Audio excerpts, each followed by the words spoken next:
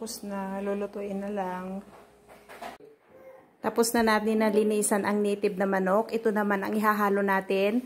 Dahon ng ampalaya, tsaka papaya. Ilalagay naman natin ngayon yung patis, tsaka sibuyas at luya.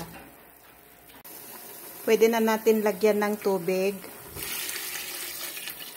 Ayan, takpan ulit para lumambot pa.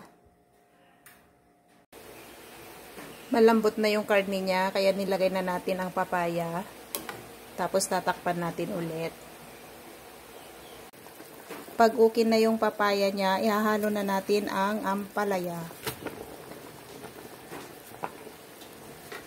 Ayan.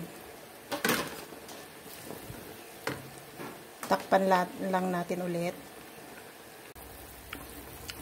Ayan, malapit nang maluto.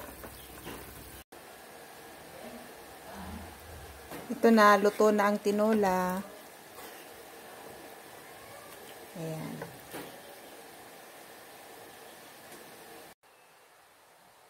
Ito na po ang tinola, native na manok. Ayan o. May halong dahon ng ampalaya at saka papaya. Ayan. Masarap ito sabaw.